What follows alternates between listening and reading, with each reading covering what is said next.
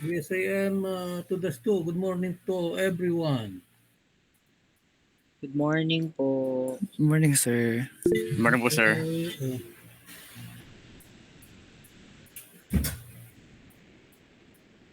Okay, last week we have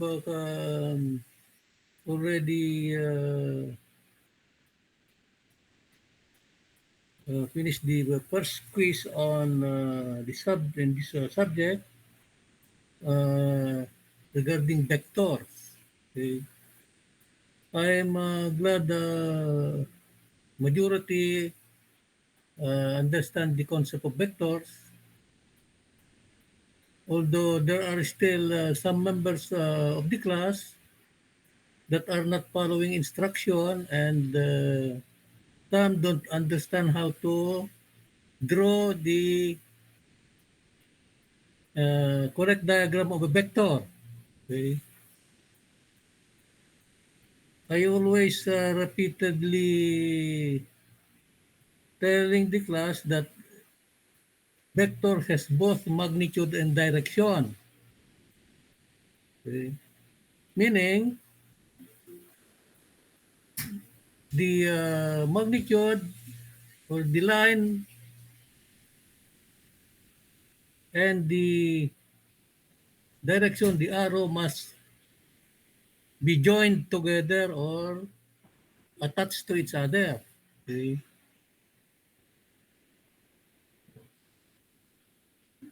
Vector is similar to a human being. The human being has a head and a body. If the head is not attached to the body, he or she is not a human being. Ganyan din na vector. The arrow must be attached to the line. The direction must be attached to the magnitude. So please remember this. Okay. Because we will be using the concept of vector in the next lesson. We also noticed, observe in the quiz,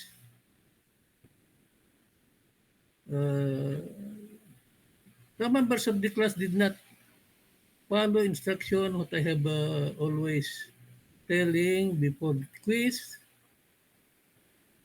Write the value of cosine of the angle. Okay.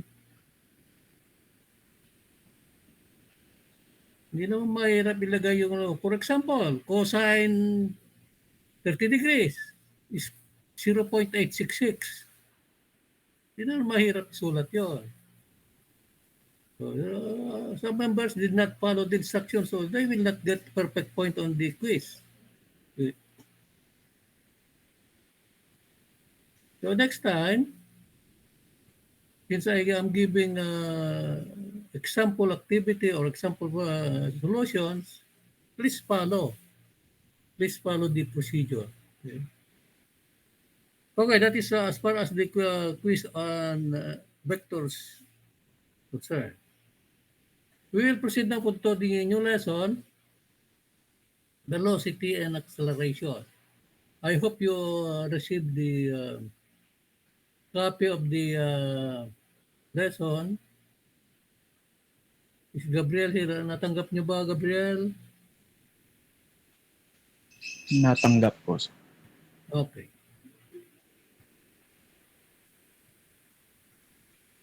I will attach the copy of the lesson.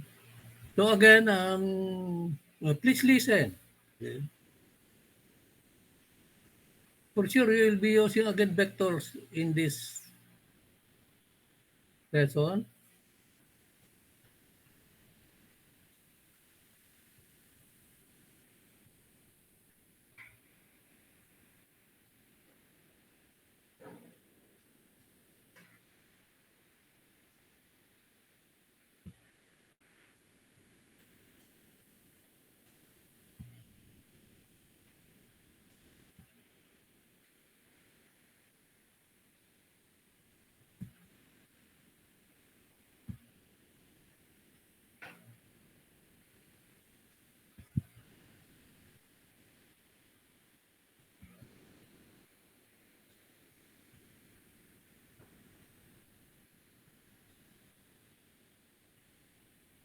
Okay, this velocity and acceleration. The first term that we need to understand in this lesson is motion. Okay. Motion is defined as the continuous change of position. So this is very important. Change of position.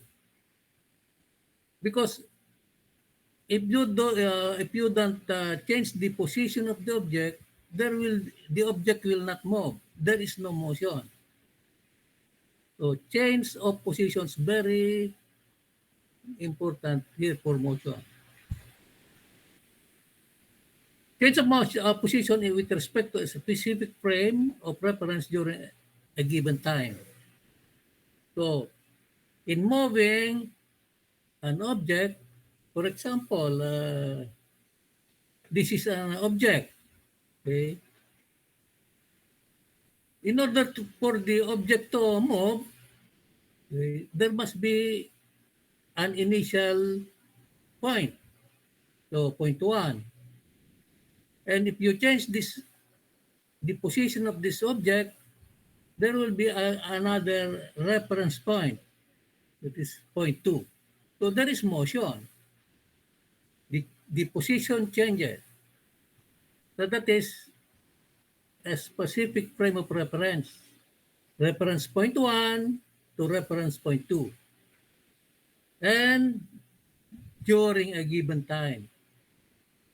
So changing the position of the object from reference point 1 to point 2 covers the time. There. That is motion. There are types of motion, like motion along a straight line, circular motion, and rotational motion. Motion along a straight line, example is a train that is traveling in a straight rail or track. Okay. So the train is changing its position along a straight line because most of the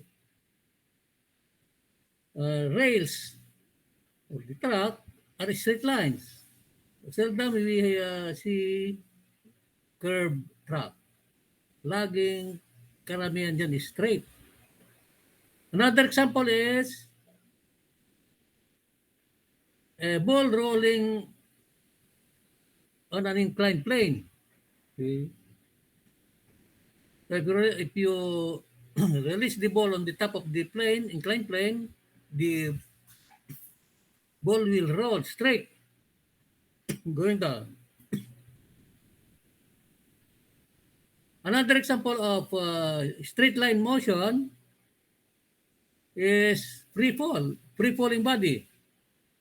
For example, is this object and it is in the atmosphere, on the air, and if you release this object, this object will follow a straight vertical motion. Babagsak siya until it reaches the final point or the earth. Okay. That is free falling body. Circular motion. Okay. Example of circular motion is a player who is running around the oval or playground. Okay. We have also circular motion that is a projectile. Okay. If you hit the ball, if the sport is softball, the player hit the ball and the ball will travel on a curved path and called it trajectory. That is circular motion. And rotational motion, example, okay, is the rotation of the blade of electric fan. Okay. Also a flywheel. So if you put a mark on the blade of the electric fan, you will see that mark following a rotational motion. It rotates. So those are example of the three types of motion mentioned in this lesson.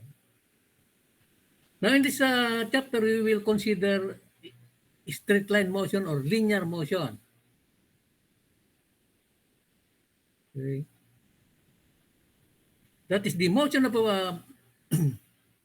in which any line in the body moves so that it will always remain parallel to the body itself. So we will be concentrating on this motion along a straight line. That is linear motion. Kasi ang linear is line. Okay. Now, to understand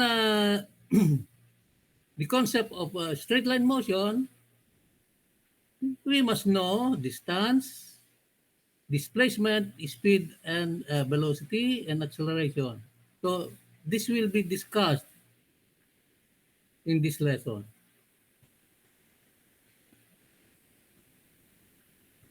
First is the distance and displacement. Okay. Distance and displacement has the same meaning, but they differ in the type of quantity. Because distance is a scalar quantity. It measures the position of an object from a reference point. So, we know already scalar quantity are quantities that has magnitude only. Well, displacement refers to the change in position. Okay. So there is direction. Displacement is a vector quantity that points from an object's initial position to its final position, and whose magnitude equals the distance separating this point. So, displacement consists of a distance and position, scalar and direction. Okay? These two quantities are expressed in the letter S. Okay. Notation of distance and displacement in this lesson is S. Okay. Next is speed and velocity. Speed and velocity also are similar quantities, but one is scalar and the other is a vector quantity. So vector na naman ito. Okay. They both describe how fast an object moves. Now, velocity is a vector quantity while speed is a scalar quantity, which means that velocity has both how fast and in what direction the object moves. While speed only gives the magnitude or how fast the object moves. Speed and distance traveled, speed is the distance traveled per unit time. And velocity is the time rate of change of displacement. Okay. So these are the definition of speed and velocity. They are both expressed in letter V. Okay. Pareho ang notation nila as speed is V, velocity is also V. Their only difference is the quantity. One is scalar, one is vector.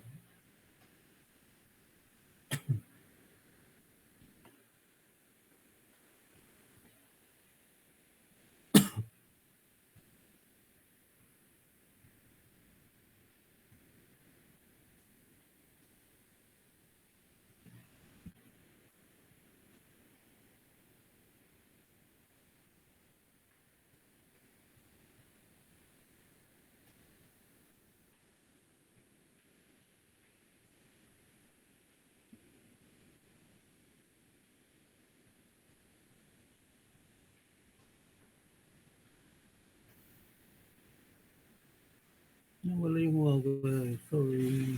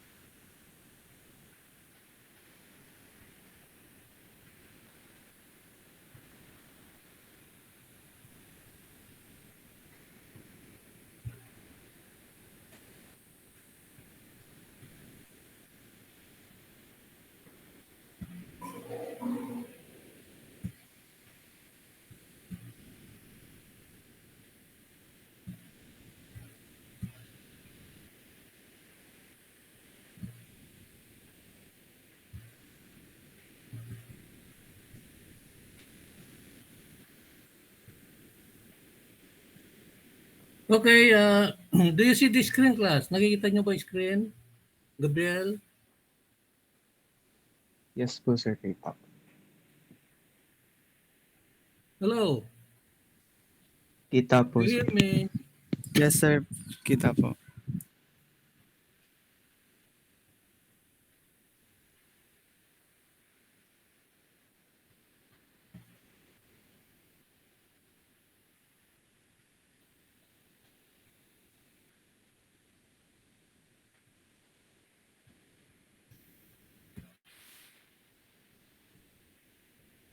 Yes, I am, class. Do you hear me?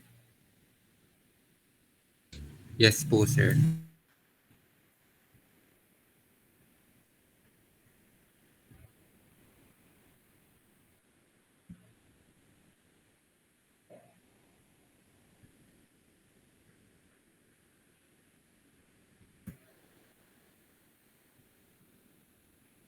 Okay. Naririnig daw. Okay.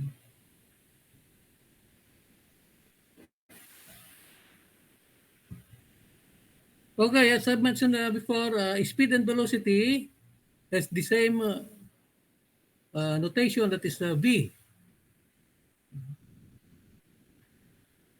So we have the formula for speed and velocity v equals s over t.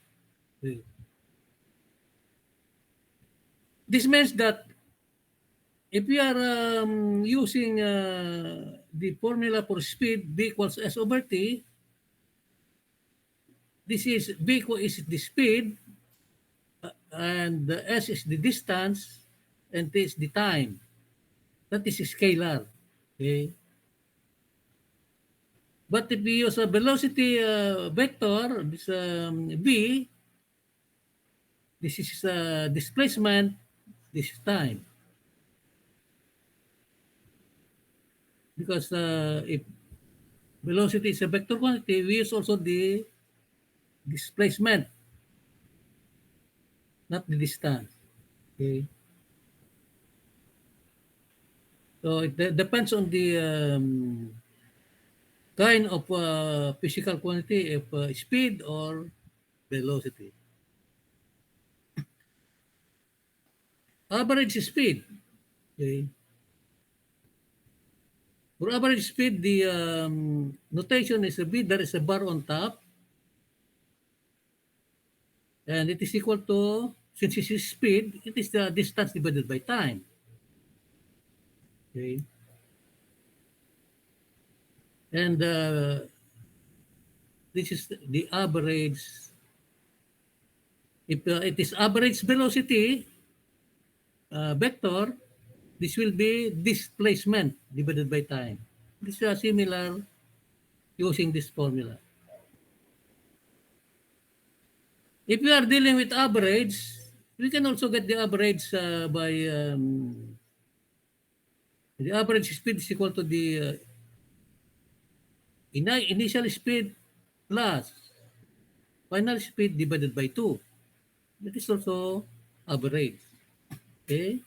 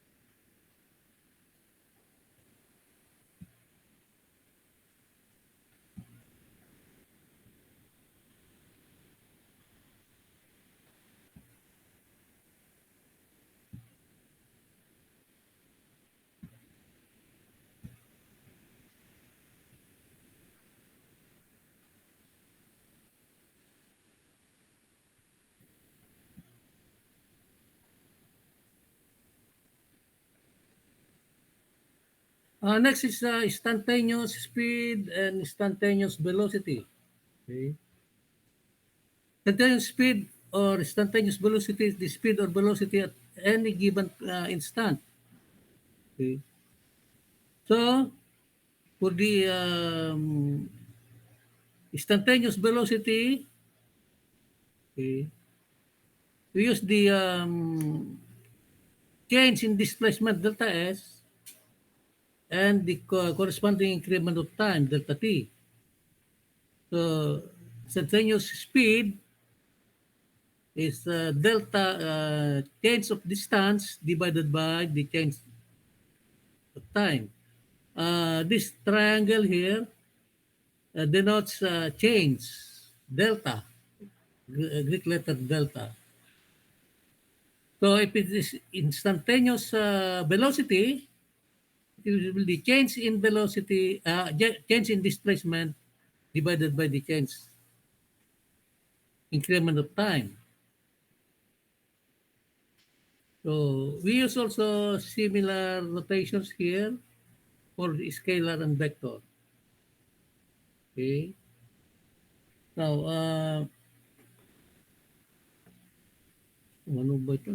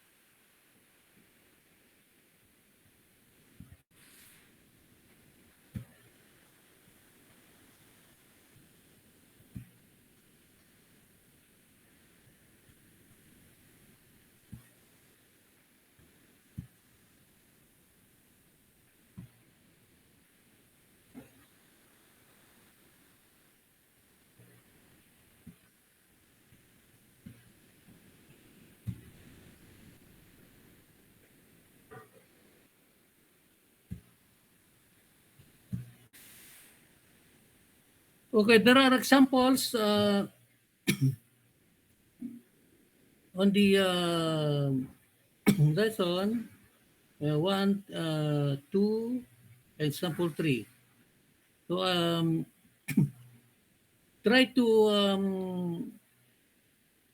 study these examples as much as possible. Draw the figure because a figure is very important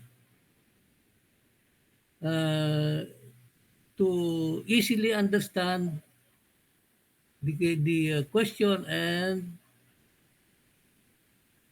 to easily determine what is required. For example, this is example number 2. A man runs 800 meters at an average speed of 6 meters per second. And then the next 800 meters at an average speed of 8 meters per second. So the total time required and the average speed is being asked. So if you draw the figure, okay, there are two segments here. Okay. From the initial point to the second point, the since speed is required, so distance is used. So for the first segment, it is 800 meters, and the speed is 6 meters per second. For the next segment, another 800 meters, but the speed is faster. So 8 meters per second. So dalawa yung segment. And the total time required, so from initial point to the final point, what will be the time? And get the average speed. Okay. So it is easier to solve if there is figure. Of course, we will follow also the steps in solving physics problems. Mag-start lagi sa given, okay, required, then the figure. Okay. Followed by the formula. Okay. Again, the formula that we will be using is the formula which is given in this lesson. Do not use other formulas from other texts. For example, the formula here is B equals S over T. Okay. Kasi nasa velocity and acceleration tayo. So laging ang general formula here is B equals S over T. Okay? Doon lagi mag-umpisa. So from that formula, we can establish the equation for the time T. It is S over D. Gano'n niya. I'm telling this because some text or instructional materials, ginagamit ang D dito sa S. So please refer to the formulas in the handout on the instructional materials. Yun ang gagamitin natin for uniformity. Okay. So I hope you hear this and follow instructions. Unless example number 3 also, there is already a figure, okay, and this is example of vector problems, okay, because the directions given is south, so this vector. Do you have any question, class, with regards to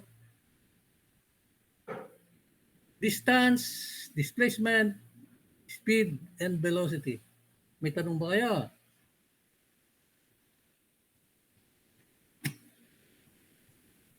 Okay. Next is acceleration.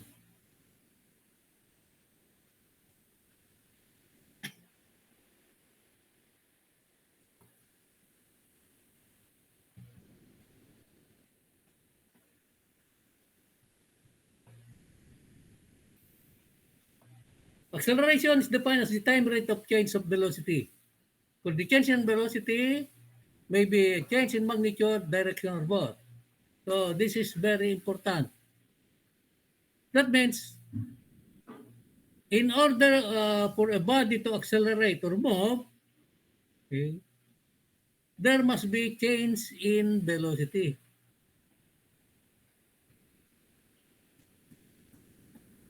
So the initial velocity is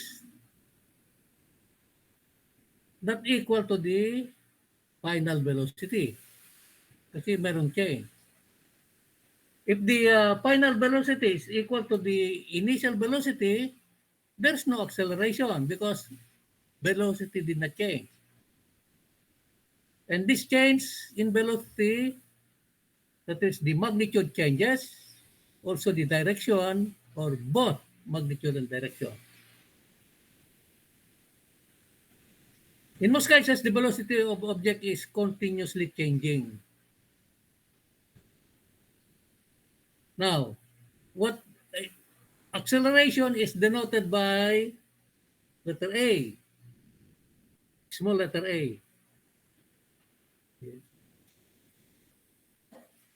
Now, if the velocity of the object increase from 0 to a velocity greater than 0, the acceleration is positive or positive acceleration. But if the object, velocity of the object decreased, for example, the initial velocity is 10 miles per hour, then at a certain point, the final point, it stops. So the velocity changes from 10 miles per hour to 0. So the acceleration is negative, called deceleration. So deceleration is negative acceleration. Okay? Now, since we are concentrating on the straight line motion or linear motion, so the acceleration is called uniformly accelerated linear motion. Okay. Linear means straight. And the acceleration for this uniformly accelerated linear motion is the average acceleration. Okay. It is defined as a motion in which the velocity changes at a constant rate. Okay. And the formula is average acceleration, there is a bar on top of A. It is the change in velocity divided by the elapsed time. In the equation form, average acceleration is equal to delta V over T. Okay. Because delta V, if we let V sub O the initial velocity and V sub F is the final velocity, the change in velocity is V sub F minus V sub O. Okay. And the time is T. There, V sub F minus V sub O.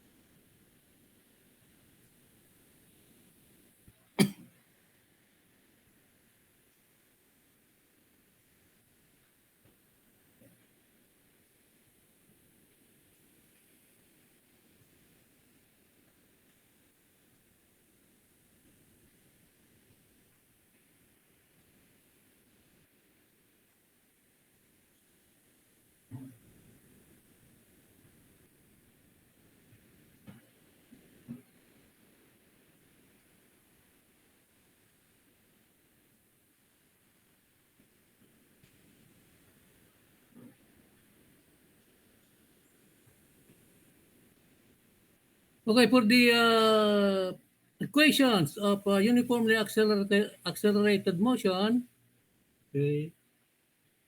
The first equation is the final velocity is equal to initial velocity plus at. So this will be the first equation that we will use in uniformly accelerated linear motion. It is derived from what's the formula here? Average acceleration is b sub f minus b sub o, that is change in velocity divided by the elapsed time t. So if we cross multiply, at is equal to b sub f minus b sub o. That's why we get the final velocity is equal to the initial velocity plus at. So you mark this as equation 1.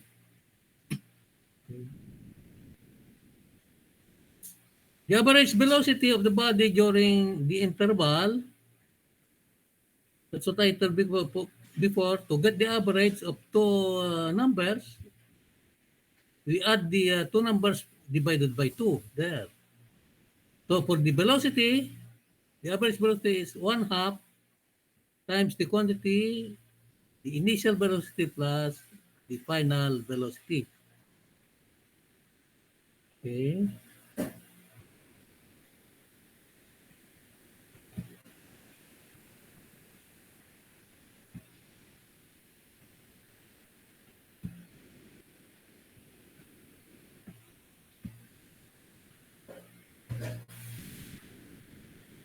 Okay, so to continue,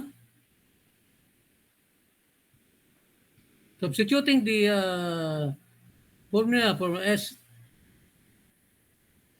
displacement is equal to velocity times time, and the average velocity, as we have just discussed earlier, is the 1/2 of this divided by t times t. Okay, and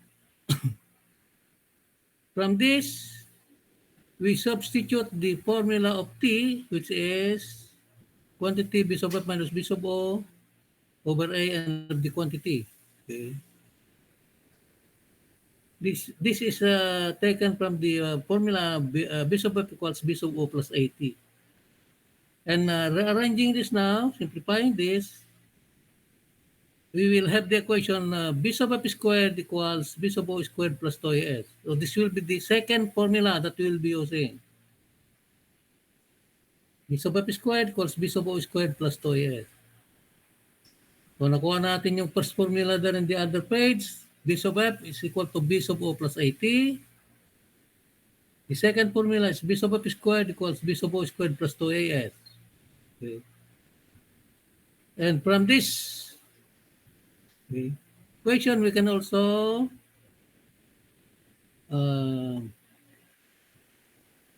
here, we can also get the formula for S equals b sub ot plus 1/2 at squared.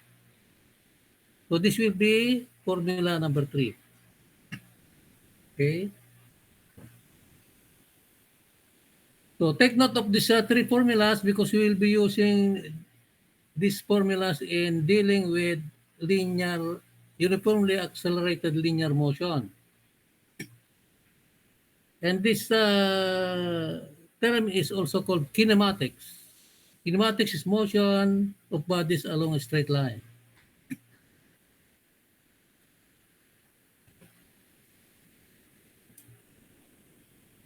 Now there are examples. Okay. The author of this book did not put the figure, so it's very important again to draw the corresponding figure so that you can easily understand the problem. Now, we will take this example, number 4. There is a figure that is provided so that you can understand how the formula for uniformly accelerated linear motion are used. So please listen, okay?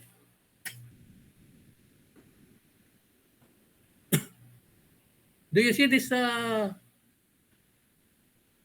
screen, example number 4? Gabriel? Kita po, sir. Rinig po ba? Okay?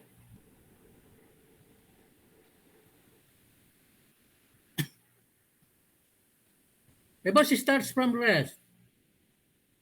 Um, before we discuss this,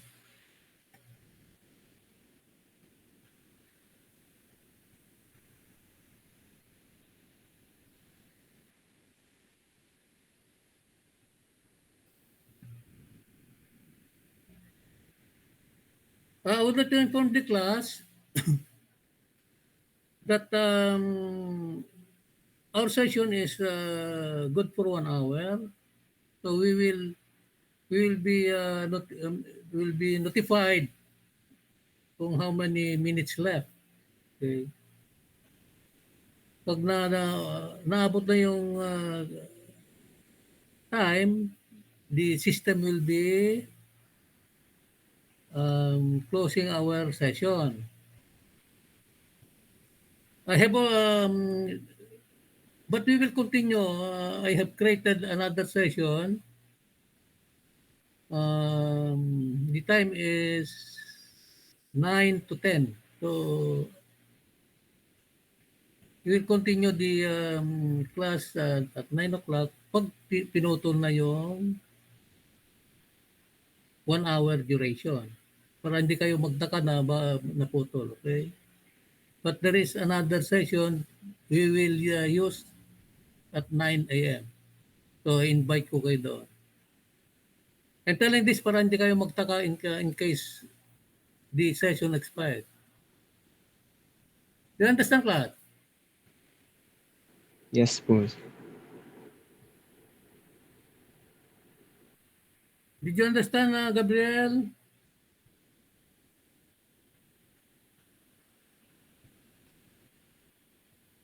Wala ka bang microphone, Gabriel?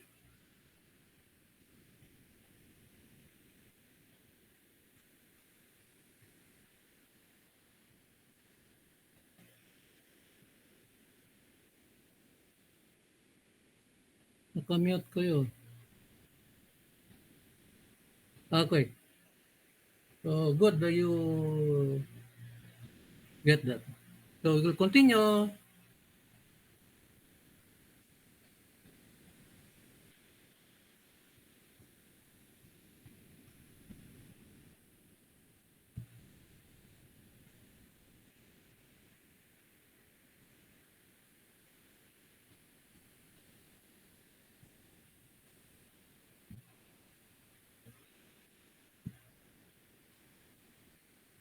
Okay. This example says a bus starts from rest at a station and accelerates at the rate of 2 meters per second squared for 5 seconds. It then runs at constant speed for 25 seconds and slows down, decelerating at negative 3 meters per second squared until it stops at the next station. Find the total distance traveled by the bus. So the first thing that we must do is we have to understand what's this problem. Okay. Okay. This is problem is about bus. Maybe this is for example, this is a provincial bus catering passengers going to the province. Okay. So the bus usually start up, from their terminal or bus station. So that will be the initial point here. Okay. Now, the bus travels at the rate of 2 meters per second squared. Ito, for the first segment. Okay. So, acceleration from from the station to the next point is 2 meters per second. So, positive acceleration because from 0 to 2 meters per second. So, there is acceleration. That is, the time is 5 seconds. Ayan, isubuan. On the next segment, from point 1 to point 2, okay, it travels at constant speed or constant speed. So the initial velocity, the velocity here is equal to the velocity at point 2. So the velocity speed is constant. Okay. So we can say v sub 1 equals v sub 2. So if the velocity or speed is constant, it will not accelerate. There is no acceleration because acceleration is the time rate of change of velocity. Dapat magbago ang velocity para may acceleration. So on this segment, acceleration is 0. The velocity is constant. Okay. Then for the final segment, it is slowed down, decelerating at 3 meters per second squared until it stops. So at point 2, the bus decelerates or decrease velocity until it stops at point 3. So v sub 3 equals 0. V sub 2 is the velocity here. Okay. So that is, those are the given data. So required, what will be the total distance? That is, the distance covered here plus the distance covered here and the distance covered on the final segment. So this is distance, total distance from point 0 to point 3. Okay. So that's required. So we understand already this problem. Now we will go now to the solution. So the given data for segment 1 are this. For segment 2 here and segment 3 ito.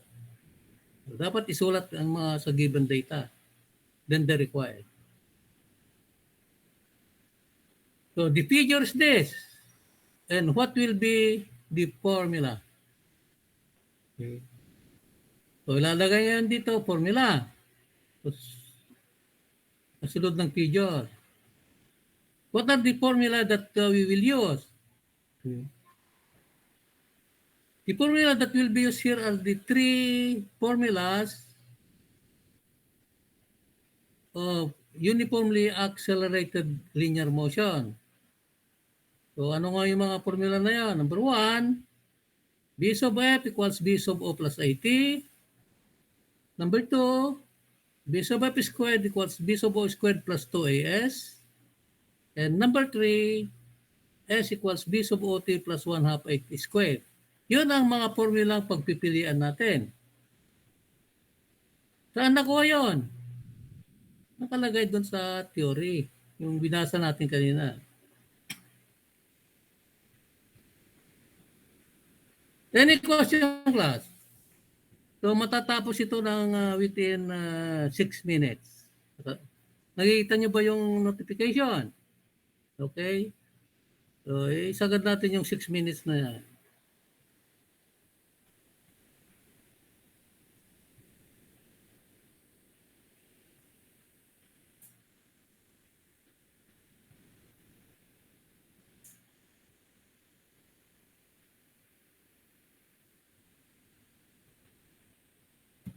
Okay?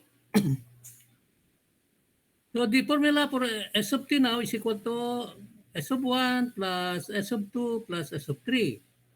So unahin natin muna yung S sub 1. Okay? Ito. Since S sub 1 is required, what are the formulas related to S? Doon sa formula tatlo kanina, S equals v sub ot plus 1/2 x squared. And b sub f squared equals b sub o squared plus 2as. Yun ang dalawang formula involving s. So, the applicable formula there is s is equals to b sub ot plus 1 half at 80 squared. Yun ang formula na gagamitin sa s sub 1.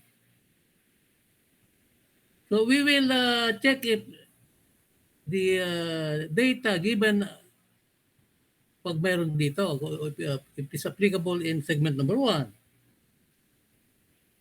So this is S sub 1.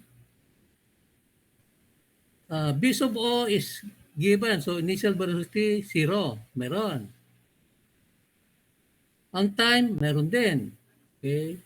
Acceleration, B sub 1. Meron. And time, 15 seconds. So this is applicable. Pwede yung S equals B sub OT plus 1 half x squared. Substitute. B sub O equals 0. So 0 yung term na ito. Okay. Plus 1 half times A sub 1, 2 meters per second squared. There. Times 15 seconds. And it is 225 meters. Yun ang distance S sub 1. Okay. So we will go now to segment number 2, between 1 and 2. Okay.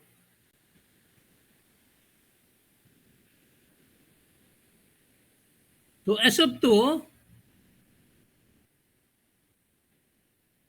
using since the velocity is constant, okay, we will use the formula S equals B times T. Okay, velocity, the distance equals speed times time, which is B sub 1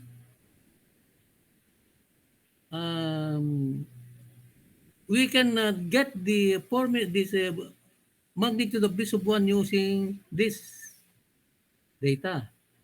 Okay. By using the formula, the final velocity equals initial velocity plus 2 plus 80.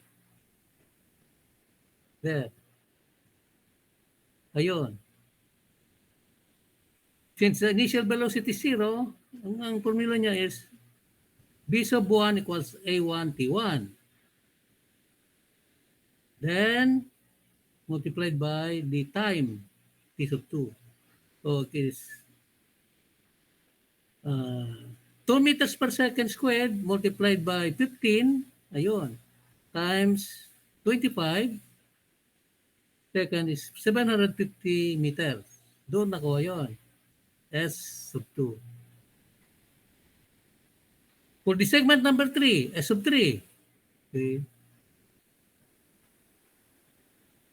using the formula, B sub f squared equals B sub O squared plus 2as, we can get the equation of S sub 3 equals B sub 3, the final velocity squared, minus the initial velocity squared here, divided by 2 times the acceleration A3. Okay. So, B sub 3 equals 0 squared minus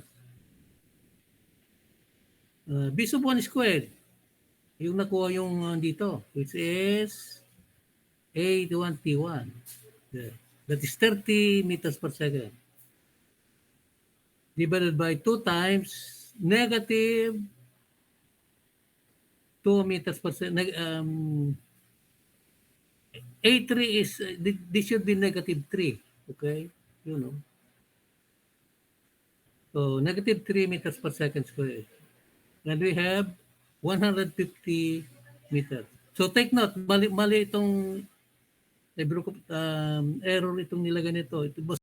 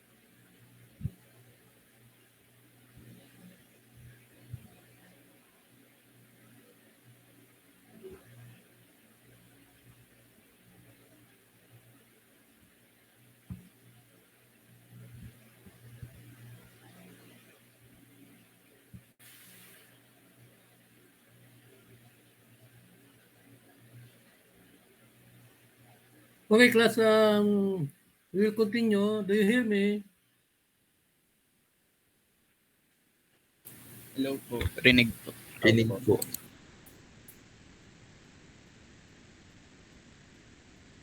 Narinig niyo ba ako? Yes po, sir.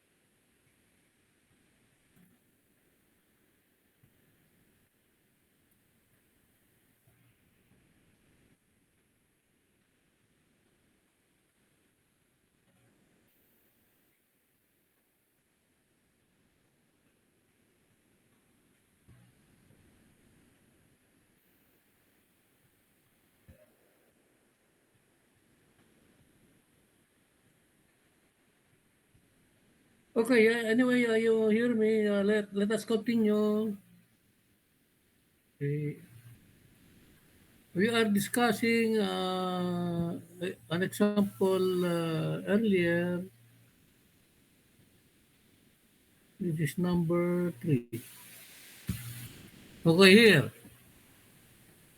I have mentioned before that in every segment, okay, we will choose the formula, the 3 formulas, whichever is applicable in this.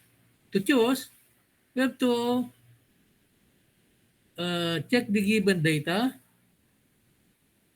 For example, in the first segment, S sub 1, the initial velocity is given, the time is given, yeah, the acceleration is given, and the time. So we can solve for the displacement or distance on segment number 1, and so on. That is how to choose the formula. Okay.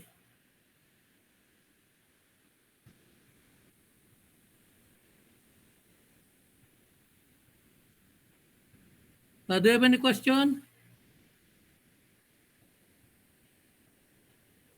This negative 3 meter per second squared, mali doon. It should be negative 3.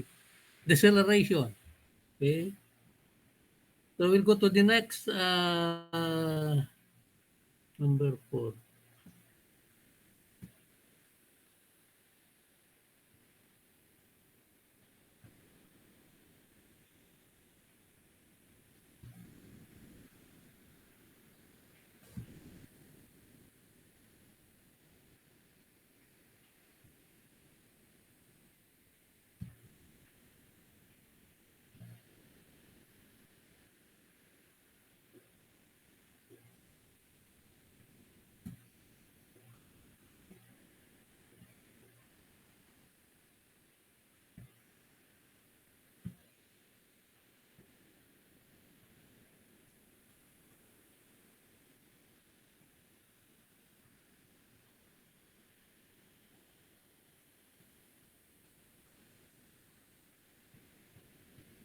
So ganun din dito sa next, some examples. You can see the figure. Okay. And from this given data, you can choose the formula which is applicable from the three general equations for uniformly accelerated motion. Ganun yun. Okay. So as far as uniformly accelerated motion is concerned,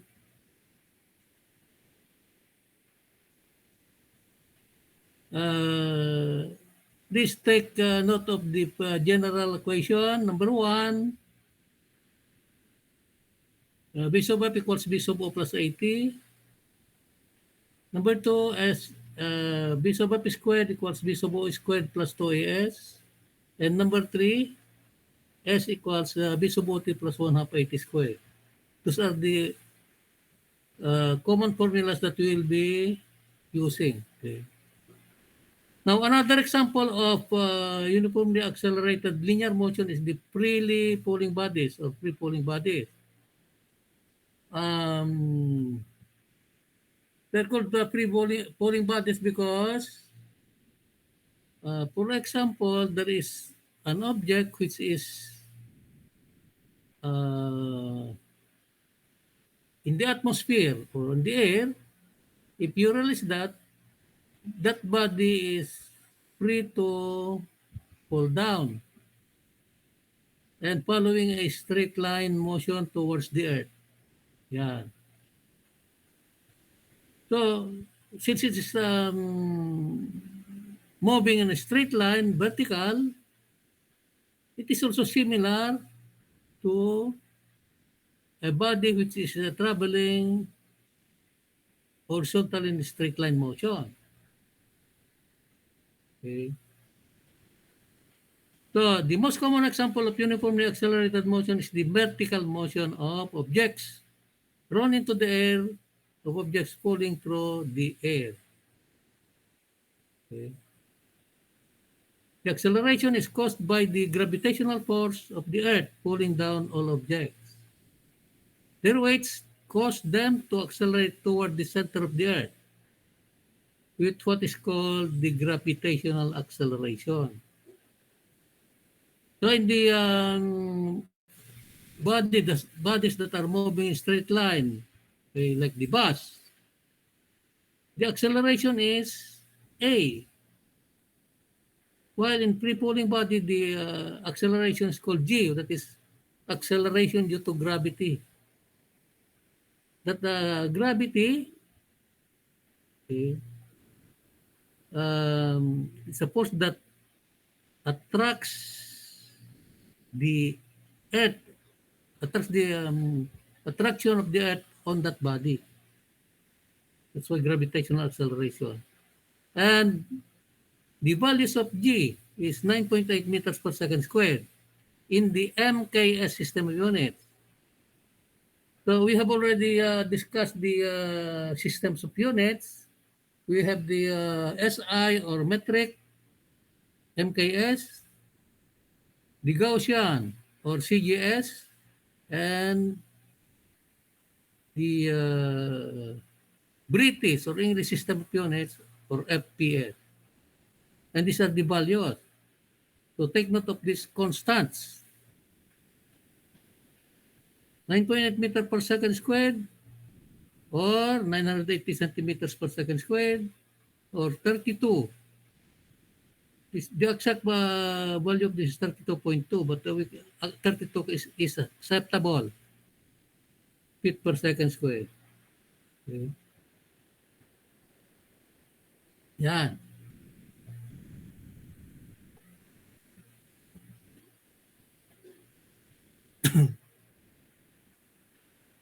So remember before we have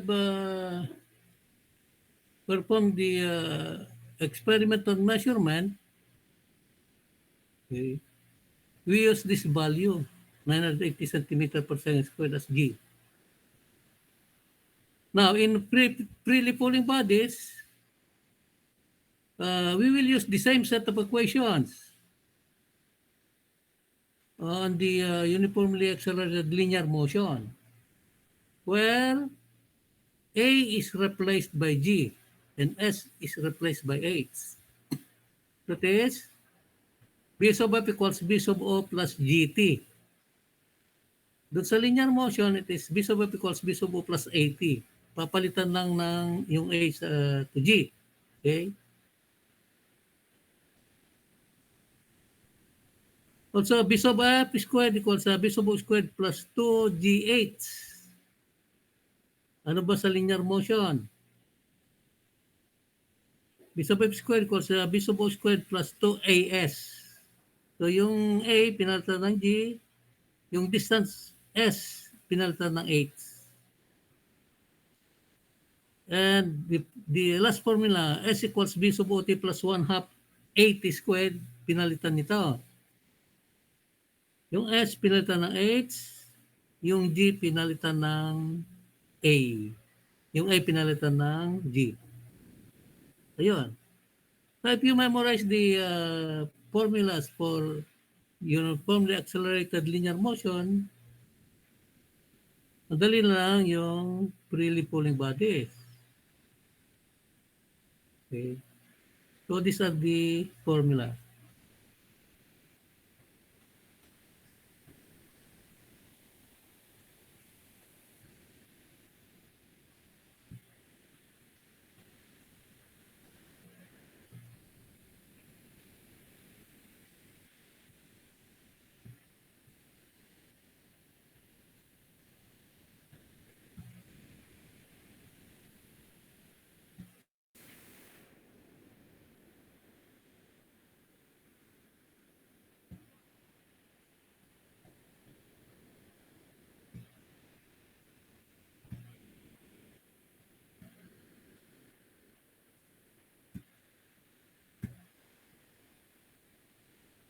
Now, there are examples, okay?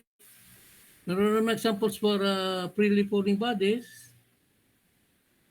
As I have mentioned earlier, okay, it is better if before solving the problem, substituting the formulas, write first what is given, the required, the figure, and the formula. For example, this example number 1. The ball is dropped from a height of 20 meters. In how many seconds will it drop to the ground, and with what velocity will it hit the ground? So, given is h is 200 meters. Okay. So that is only quantity given, the height. So draw a structure or a tree with the height 200 meters, and the ball is dropped on top of the structure. If it is dropped, the initial velocity is 0. Okay. So, if the ball is dropped, it will fall down and follow a straight line vertical motion. There. So the acceleration is G, since it is free falling bodies. Now, since the unit used is meter, MKS, the acceleration G is 9.8 meters per second squared. Yun. Okay. Yung ginamit. So, how many seconds? So, what will be the time from the top up to the ground? Yun ang time of fall. Okay. And the final velocity here. So, if the initial velocity is 0, the final velocity at as it hit the ground is maximum. Yan ang figure. Then, formula, we use the formula listed in free falling bodies. And what are those formula?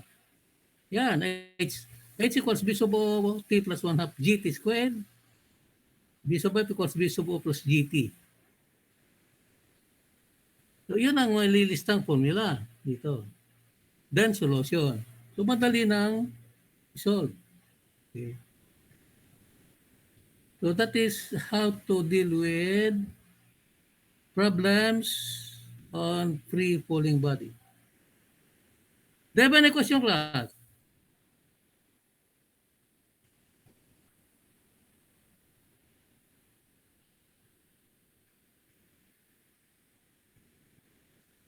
Wala. Sabi ni Gabriel, okay, let's continue.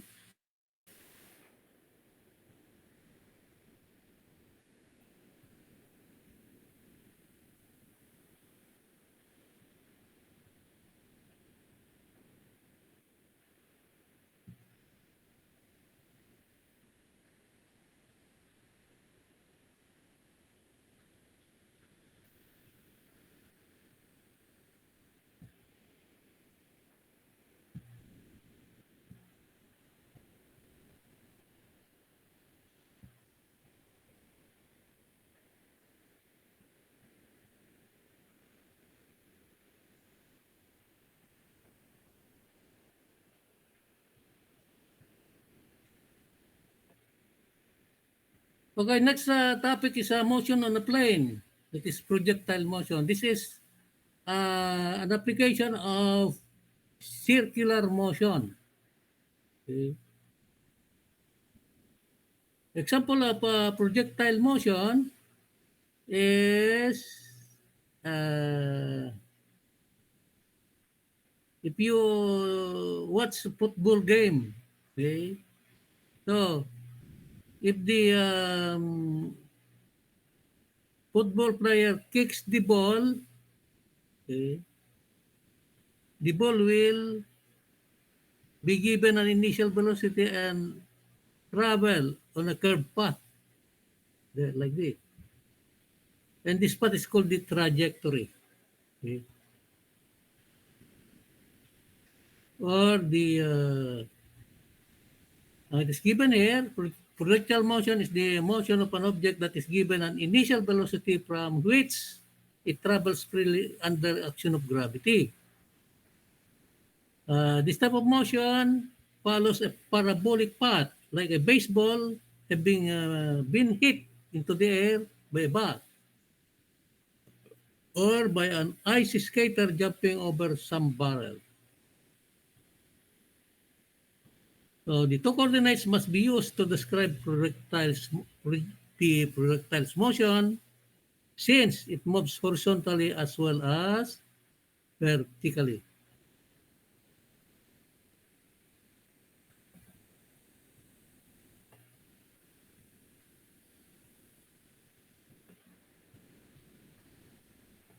So, if the projectile is fired horizontally, that means the motion is horizontal, like this. So the projectile is here. Okay. Visible is the initial horizontal velocity. Okay. As it leaves its final position, gravity is only force that acts on it. So, if the ball is given a velocity v sub o, horizontal, so the path of the ball is a parabolic curve, like this. So the v sub o is constant. There are two components of this, the velocity, that is the horizontal component, and the vertical component, v sub y. So again, we are using component method here. Okay. So, v sub y, let us see, at any point on its path, okay, the velocity has horizontal component. Yan, the horizontal component. V sub o. Which is always constant because there is no horizontal acceleration. Okay. The vertical component, v sub y, increases as the body increases its distance or height of fall, h. Habang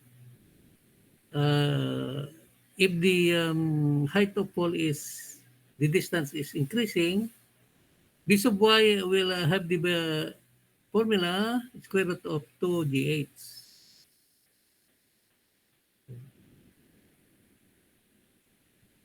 So,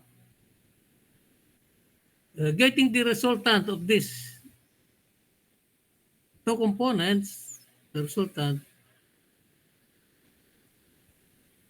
of course, by parallelogram method, that will be the resultant. V equals the square root of v sub o squared plus v sub y squared. Here. So that will be the equation for the resultant velocity. Okay.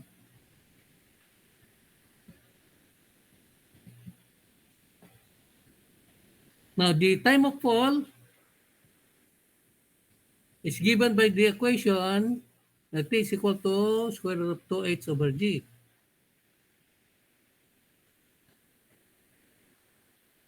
And the horizontal range or horizontal distance the object travel is given by the formula, the range or R is equal to b sub of times the square root of 2h over g, where square root of 2h over g is the time, because distance is velocity times time. Okay? Yun, doon nakuha yun. Okay.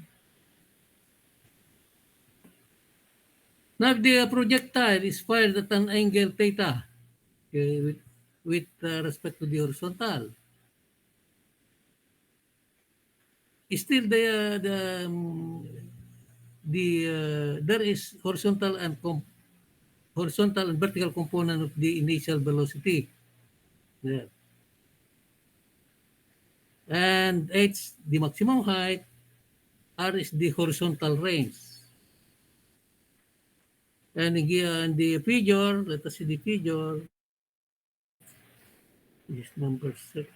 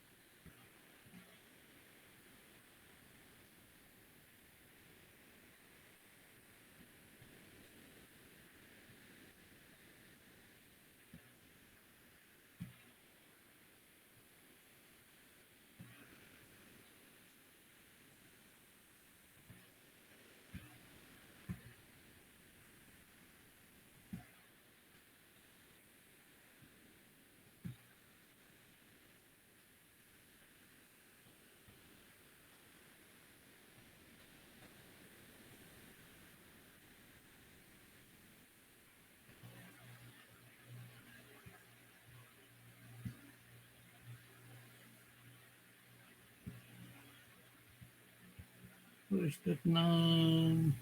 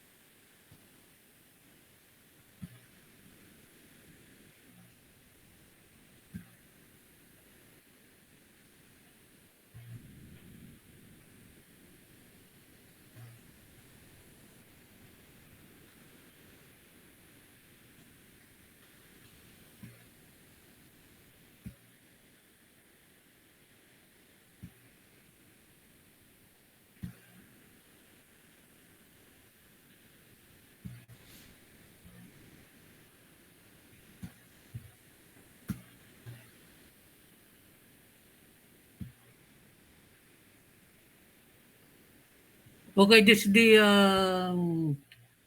figure for projectile fired at an angle theta with respect to the horizontal. So, if the projectile is here given an initial velocity v sub o, Yan. Okay. That is the initial velocity.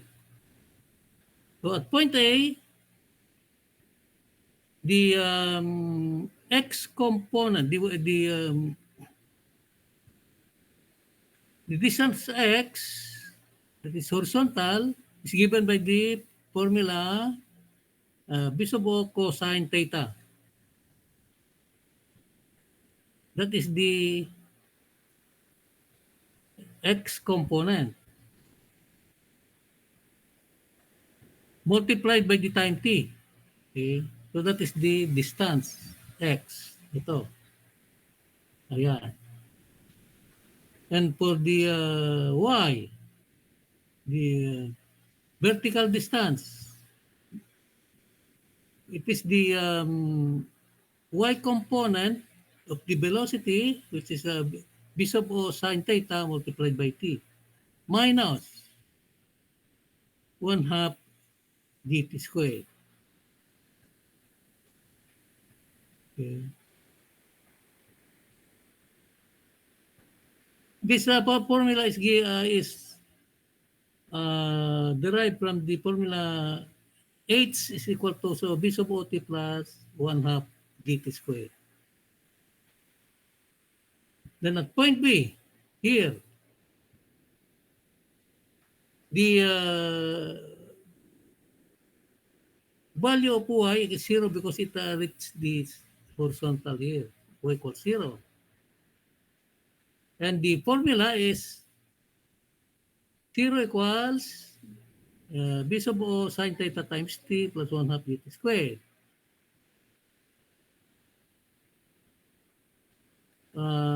Transposing this to the other side, 1/2 dt squared divided by this equals the equation for t. Okay. This is simplifying this. And t is equal to 2 b sub O sine theta divided by this is the equation for the total time of flight. The time. For the time for the maximum height, the half, okay, 1/2 of the time here, that will be for the maximum height of the projectile. So divide this by 2. Okay. You divide this by 2, 2 and 2 cancel, so it will be P1/2 is equal to B sub O sine theta over G. Ayan, half time. This half time refers to the position of the projectile at maximum height, pinakamataas. Maximum position. For the horizontal range, here, the range is equal to the b sub x multiplied by the total time of flight t. Ito. And it's equal to b sub x times t. And b sub x is b sub O cosine theta times, that is the x component of the velocity. Ayan. B sub O cosine theta times t. Where b sub x is b sub O cosine theta multiplied by t here, 2 times b sub O sine theta over g. There. And multiplying this, we have 2 b sub O squared sine theta cosine theta over g. Now for the trigonometric identity, sine theta cosine theta, okay, is equal to sine 2 theta. Nakukuha ito sa trigonometric identity. So the final formula for the horizontal range is, for this, is R equals B sub O squared sine 2 theta over G. So this will be the formulas that we will be using for projectiles fired with an angle theta with the horizontal. Now for the equation, formula for the maximum height, h there. So we will use the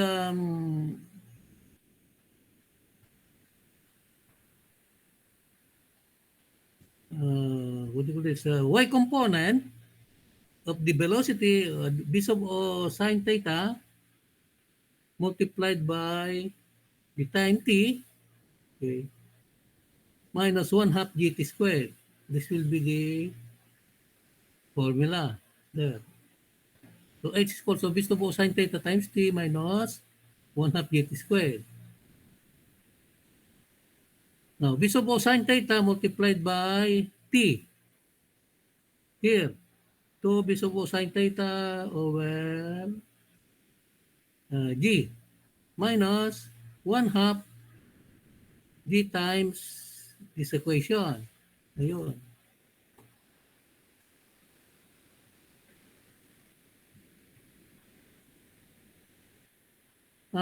We will use only the half time. Ito pala. Half time because that is the maximum height. Ito, itong multiply sa t. There. Here.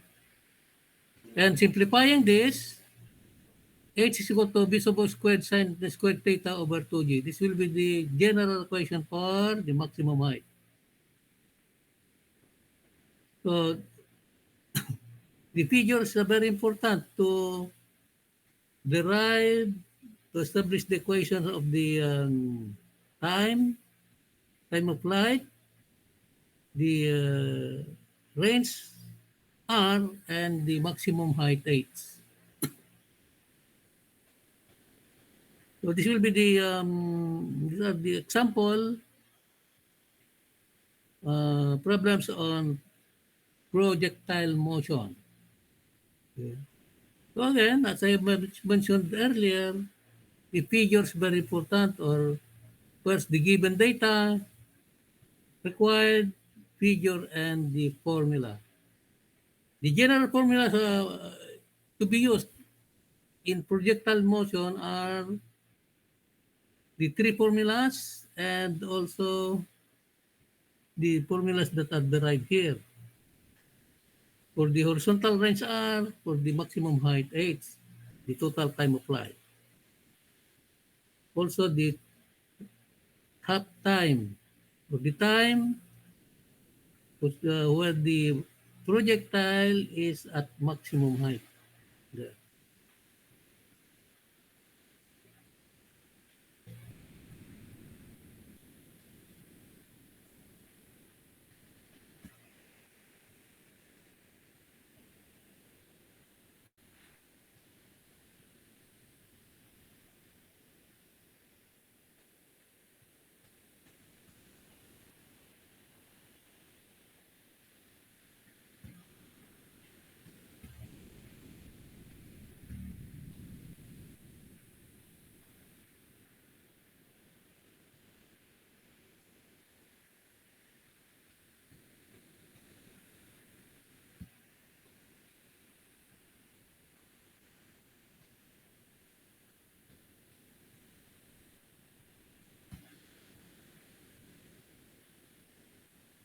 So there are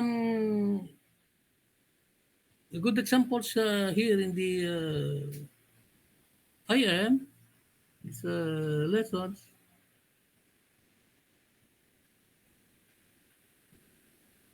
That explains the concept of projectiles fired horizontally and projectiles fired at an angle theta with respect to the horizontal. So these are the example. Okay. So I would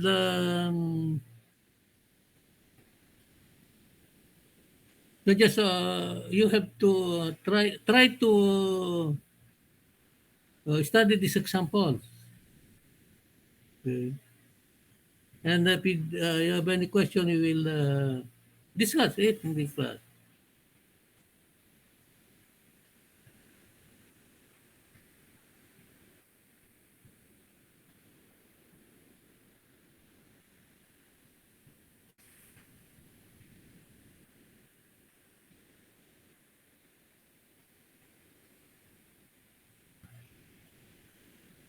So do you have any question, class?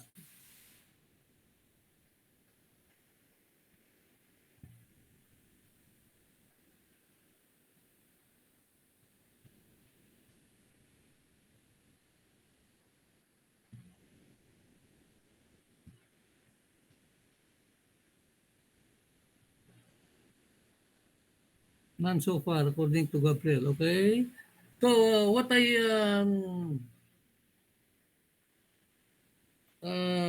think that is enough for this meeting. Try to study the examples. We will have problem solving next meeting regarding velocity and acceleration.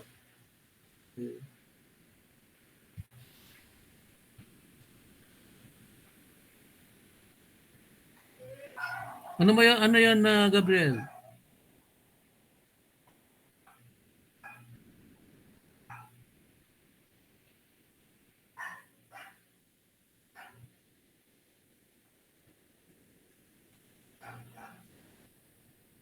So you have to provide me the changes. Okay.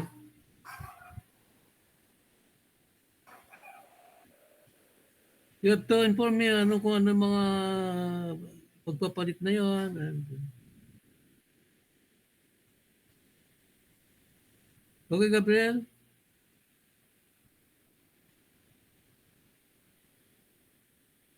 Okay, so I think that is enough for today. We will try to solve problems next meeting.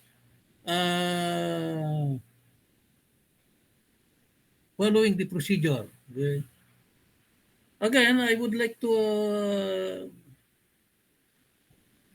inform all members of the class if we have example activity problem, okay, that will be the pattern or steps that we will be following.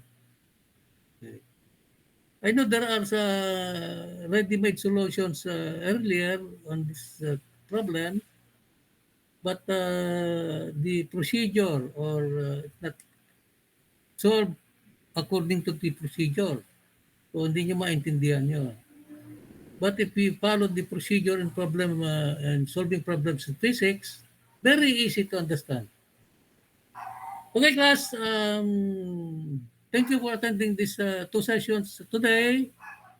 Hope to see you next meeting that is on Friday. Stay safe and have a good day. Thank you, class.